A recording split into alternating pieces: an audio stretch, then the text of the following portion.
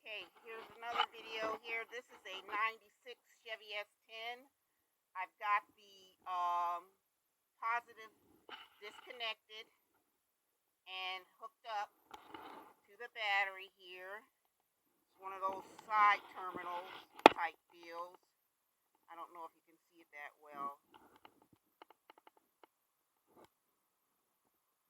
but there's no light.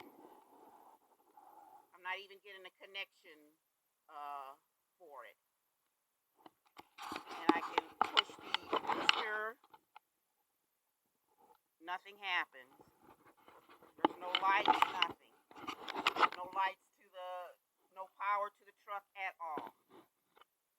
So the unit isn't working at all.